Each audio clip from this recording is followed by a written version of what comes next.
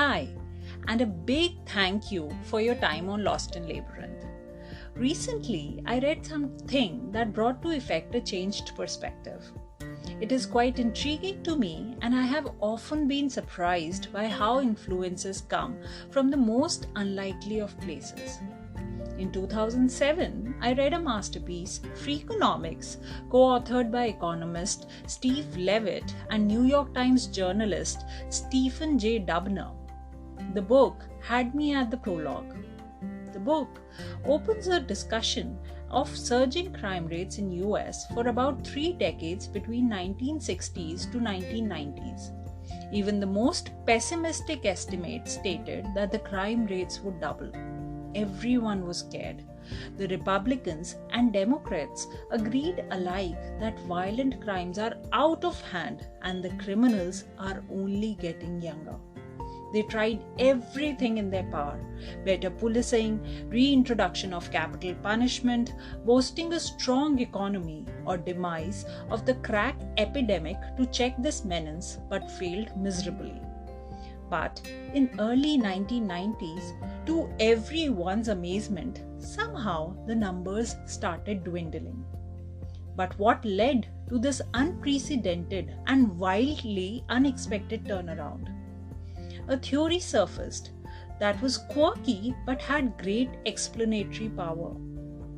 You see, the US Supreme Court legalized abortion in all 50 states that led to a sharp decline in unwanted pregnancies. These abortions resulted in plunging numbers of uncared for, uneducated youth which were more drawn to these criminal activities. Surprising, isn't it? But probable? Hell yeah! In one of my previous episodes, Stamping Lives, I narrated how we are caught up in the circle of influence, both receiving and imparting, sharing my experiences as a parent. We Hindus observed Janamashtmi recently, and it was on this occasion I read the following that changed my worldview significantly. While the Battle of Kurukshetra was at its peak, Arjun and Karan were fighting each other ferociously. As the legend goes, the flurry of arrows were being exchanged, and even the gods were witnessing this epic battle between the two warriors. Arjun would shoot his arrow, and the impact was such that Karan's chariot would be pushed back by 25-30 feet. Karan was no less. When he shot his arrow, the chariot of Arjun would be pushed back too for about a couple of feet. Every time Karan's arrow hit Arjun's chariot, Krishna would applaud Karan wholeheartedly. Not once in the whole battle he complimented Arjun for his performance.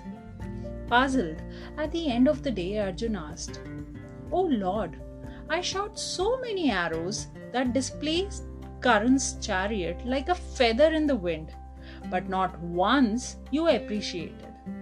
While when Karan moved my chariot only a little, you showered him so generously with your praises." Krishna smiled and replied, "Dear Arjun, remember your chariot is protected by Hanuman on the flag at the top. You have me as the charioteer in the front and Sheshnag at the wheels. And yet, when valiant Karan would hit us, the chariot would get inched away. On the other hand, Karan is fighting audaciously on his own." This made Arjun realize he had to fight with the best of what he got. It is said that after the battle of Kurukshetra was over, Krishna refused to alight the chariot before Arjun. Once Krishna got off, the chariot was up in flames and soon reduced to dust. Ever felt how sometimes your adversary influences your action and challenges you in a fashion that is very stimulating? Often we carry a negative emotion towards people we feel impugn us, and yet they drive us to excel. Steve Jobs and Bill Gates is the closest example I can think of. They were starkly different personalities united in their love for technology. Their frenemy relationship time and again proved how your nemesis can be your biggest driving force. Jobs mentioned Gates as someone with a bad taste who is not good in getting creative ideas and going in minor details.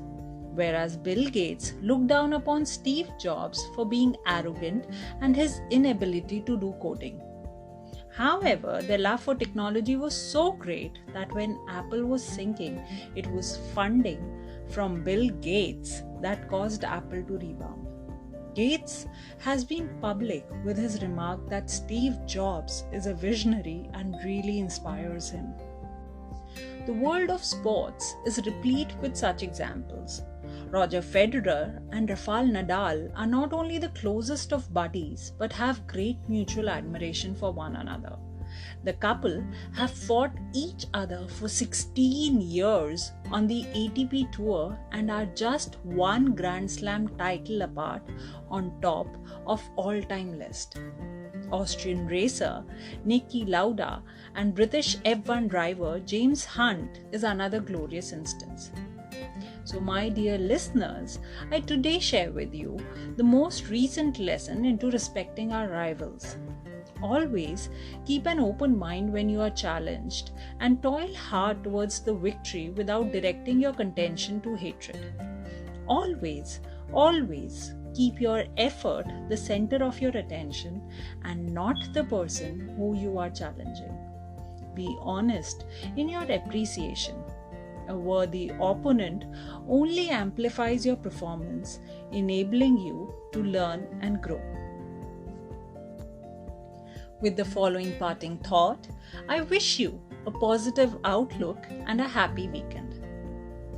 Of all torments, all the cares with which our lives are cursed, of all the plagues a lover bears, sure, rivals are the worst. By partners in each other kind, afflictions easier grow. In love alone we hate to find companions of our woes. Goodbye.